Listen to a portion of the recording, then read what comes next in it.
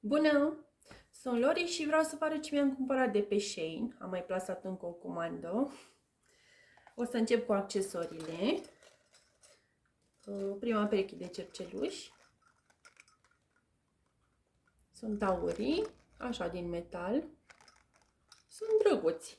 Mă așteptam să fie puțin mai micuți. Sunt destul de mari. Și sunt și puțin grei, dar sunt frumoși. O să vă pun și poză de pe site și cu prețul. Așa. Mai am încă o pereche. Ăștia sunt foarte, foarte frumoși. Așa, cu o inimioară. Mi s-au părut foarte, foarte frumoși. Mi-au plăcut mult. Mai erau și colorați, dar la momentul când am plasat eu comanda nu mai erau pe stoc, dar eu cred că o să-mi comand și pe aceea colorați. Foarte frumoși, deosebiți. Mi-au plăcut mult. Așa. Apoi am două chestii așa. Să vă arăt una. Nu o să o desfac, poate o să o dau cadou. E o cutiuță așa de metal aurie și în interior are trandafiri de săpun. Sunt 6. Așa, pe roșu. Drăguțică, pe să-i părea mai mare. Dar e destul de micuță. Dar e drăguță. Așa, de dat cadou. Merge. Așa. Mai departe, mai am așa o chestie de pus masca. Din fericire nu mai e obligatorie masca, dar posibil să o mai purtăm o perioadă. Așa se deschide. Dacă nu, o să o folosesc în alt scop. Să-mi pun aici absorbante sau nu știu, în alt scop. E utilă de pus în geantă. Așa. Apoi am niște clămuțe. Să le desfac. Aici sunt 2 fluturași. Sunt pentru fetița mea, nu pentru mine. Mi-au plăcut mult pe site, dar nu sunt identice. Asta mă deranjează puțin la ele. Cea de aici din dreapta pare că e mai colorată, are și bleu, și cea din stânga nu are bleu ăla, îi lipsește. Sunt alte nuanțe. Dar sunt drăguțe. Mi-au plăcut. Așa. Tot pentru fetița mea am așa un selectul de clame. Să vi le arăt. Astea sunt tot așa colorate. Sunt 2 floricele. Foarte frumoase și astea. Mi-au plăcut mult. Astea sunt identice față de fluturași. Foarte frumoase. Și au un mecanism așa de prindere. Și fluturașii la fel. Da. Și mai am încă un set. Așa, tot cu fluturași. Astea sunt 4. Sunt 4, dar vă arăt doar unul. Ia să vedem. Așa. Ăștia mi-au amintit mie de copilărie, când aveam un fluturaș din ei așa de se și mișcau. Ăștia nu se mișcă. Nu sunt chiar ca ăia. Dar, da, sunt drăguți. Tot așa se prind. Sunt destul de drăguți. Sunt aurii așa, din metal. Da. Mai departe. Am așa 2 perechi de șosețele. Astea sunt pentru finuțul meu. 2 sunt așa, cu ursuleț. Sunt foarte drăguțe. Așa. Și mai am așa o pereche cu mașinuțe. Doamne, deci mi s-au părut adorabile. Are aici a ieșit așa în relief mașinuța. Foarte frumoase. Și aici la ursuleț la fel. E ieșit așa în relief. Foarte frumoase sunt. Și au și chestii de-astea, așa, să nu alunece când se face bebele mai mare. Foarte drăguțe. Așa, tot pentru ele am o căciuliță.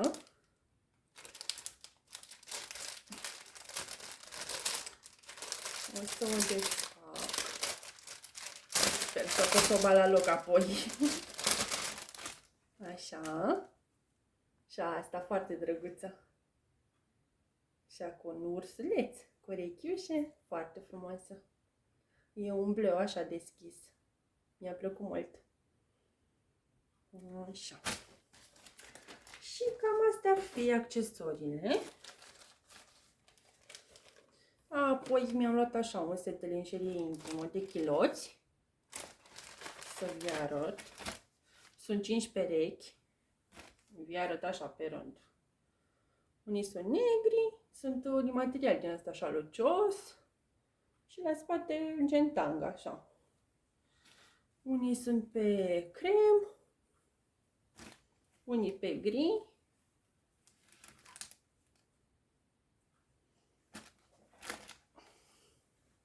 Unii pe roz. Să vi arăt așa. Unii așa pe un vișiniu. Și unii așa cu leopard. Animal print. Dar îmi place mult materialul, că e lucios, e din ăla așa de... Zici că n-ai pe tine când îi porți. Mi-au plăcut mult. Acum să vedem cum rezistă la spălare. Zice 100% coton. Deci și material ok. Da. Așa. Apoi am o pereche de sandale. Știu că încă n-a venit vara, nici măcar primăvara, că la noi e o ninge în perioada asta, dar nu știu, mi-au plăcut și am zis hai să mi le iau să le am acolo de vară. Le-am și probat, sunt foarte comode, sunt foarte drăguțe. Așa, și pe spate. Eu port undeva, uneori am 38, uneori am 39, ar veni un 38 jumate. La astea mi-am comandat 39 și îmi sunt bune. Mi-a plăcut mult detaliul ăsta așa împletit și culoare, un roz așa plăcut pal. Sunt drăguțe și confortabile. Au talpa asta așa, nu știu, confortabilă, moale. Le recomand. Acum nu știu, rămâne de văzut cât o să țină când o să le port. Da. Apoi mai am așa o pereche de papucei. Și la ăștia, tot numărul 39 mi l-am luat. Sunt negri și au o fundă așa. Foarte frumoși. Și ăștia mi-au plăcut mult. Mi-a plăcut detaliul ăsta de aici. Și aici sunt elastici așa. Și au talpa foarte confortabilă, așa, buretată, gen. Pe spate sunt așa lucioși. Ăștia de stat prin casă mi-am luat eu. Mi-au plăcut. Și la ăștia la fel, la numărul 39 și sunt ok. Foarte frumoși. Și eu ăștia îi recomand că sunt comozi, că i-am probat și am mers ceva cu ei și chiar sunt comozi. Da. Apoi.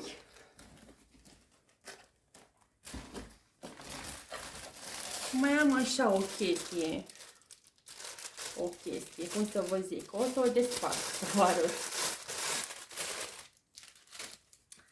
E așa. Nu am putut să aleg culoarea, că aș fi ales roz, că am luat-o pentru fetiță. Aici se agață cu două ventuze. Are și două ventuze aici în plasă, în punguță. Și aici să pun jucăriile copilului în baie. Mi s-a părut drăguță. Chiar dacă avem pe albastru, aici are două urechiușe. Chiar dacă e pe albastru, e drăguță, o să o folosim. Destul de încăpătoare. Așa. Apoi am pierdut ceva. Am așa un șorțuleț, tot pentru fetiță luat. Mi-a plăcut. Și are și două chestii, așa, care cred că se pun pe mâini. Două chestii așa. Cred că pe mânuțe se pun. Sunt așa elastice aici. Foarte drăguț. Are aici așa un desen. Așa. Și bineînțeles că mi-am cumpărat și eu un shorts. Așa. S-a părut frumos ăsta. Și chiar e frumos.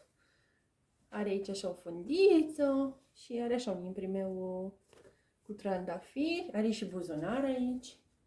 Și la spate se leagă așa cu cordon. Foarte frumos. Era așa pe mai multe culori. Dar mi-am ales așa cu roșu și cu alb. Frumos și ăsta. Abia aștept să-l port. Să le spăl întâi și apoi. Să le port. Apoi mai am așa o chestie. O să o desfac. Sper să pot să o bag la loc asta la fel să o fac cadou. E frumoasă și cutia. Are aici o fundiță. Frumoasă. Și în interior sunt trandafiri de săpun. Și chiar miros frumos.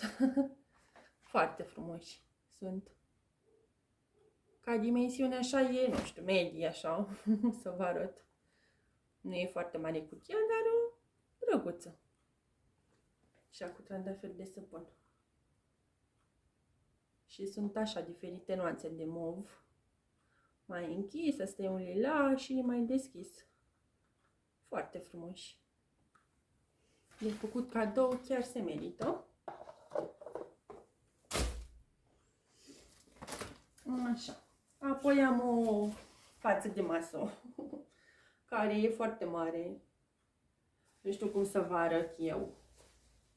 În fine, o să vă inserez și poză și o să vedeți. E material așa lucios.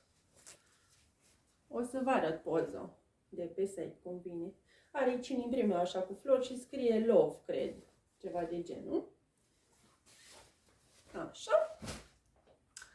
Apoi mi-am cumpărat o geantă care arată așa. E negru.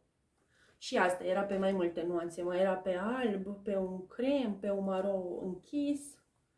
Acum am văzut că e și în loc de triunghiurile astea era cu niște inimioare. Foarte frumoasă și aia.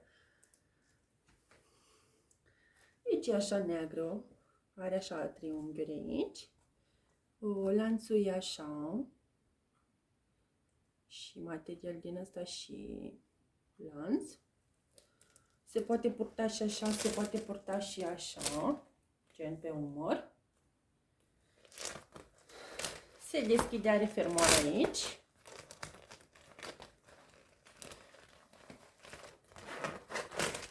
Și în interiorul arată așa, nu are niciun compartiment. Are chestii din asta. E frumoasă, la câți bani am dat pe ea, se merită. Și ca dimensiune e așa, medie, pot să zic. E frumoasă, îmi place.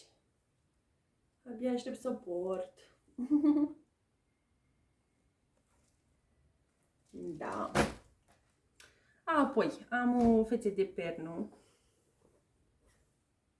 Astea le-am luat pentru soțul meu, că el se joacă pe consolă și așa. M-am gândit să-i fac un cadou.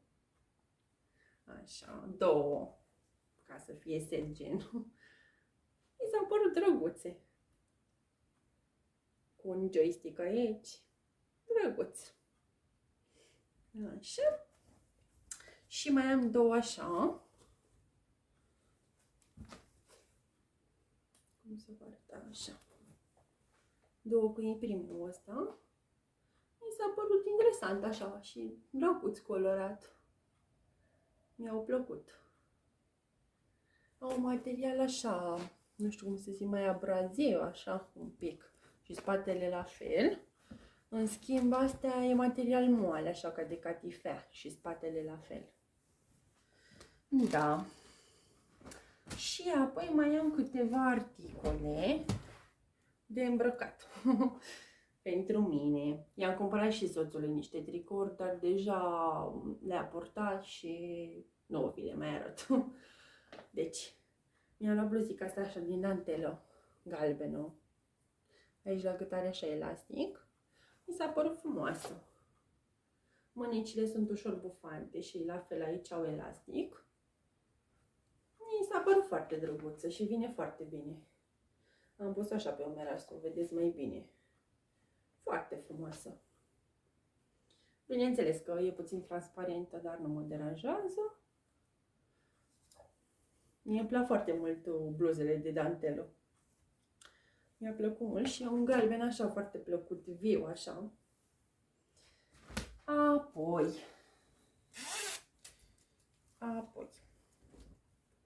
am o bluzică așa, cu inimioare. E neagră și are inimioare albe așa. Și aici la gât are un detaliu așa cu danteluță aici. Și în spate e cu danteluță la gât.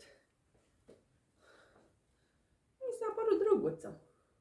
Mi-a plăcut mult timpul meu cu inimioare. E drăguță și asta. Așa. Și ca să am gen set, mi-am luat și colanți așa. Tot cu inimioare. Să vi arăt. Așa arată. Vin strâmți așa jos. Drăguți. Ăștia sunt puțin cam transparenți, din păcate, dar probabil o să-i port cu ceva așa mai lung. Nu neapărat cu bluza aia cu inimioare, că deja e prea mult. Prea multe inimioare. Așa. Sunt frumușei. Adică că da, sunt puțin transparenți aici. Nu știu, ia uitați. Sunt puțin, se vede mâna prin ei, din păcate. Da. Dar la cât a costat, nu regret, că măcar o să-i port prin casă și tot o să îmi fie util. Da, și mai am încă o bluză, să o închid să o vedeți mai bine. O bluză, o jachetă. La fel, așa. La fel subțire, că mă refer. Tot de primăvară. Vară chiar, în seriile răcoroase. Așteptăm să vină căldura, să o purtăm și hainele astea mai subțiri. Mi-a plăcut. Are roz aici la gâtuleț, la mânici la fel, roz. Și ea e albă și are așa un imprimeu spicat așa cu negru și cu roz de leopard, animal print. Foarte frumoasă și asta. Așa arată. Da, cam astea au fost produsele care mi le-am cumpărat. Sper că v-au plăcut. Dacă sunteți interesată de un produs și nu îl găsiți pe Shein, îmi puteți lăsa link în comentarii. Îmi puteți lăsa un comentariu și vă ajut eu să-l găsiți. O să vă dau eu linkul. Vă mulțumesc mult pentru vizionare și dacă apreciați clipurile mele, vă rog să-mi lăsați un like, să vă abonați canalului meu. Vă pup! Pa, pa!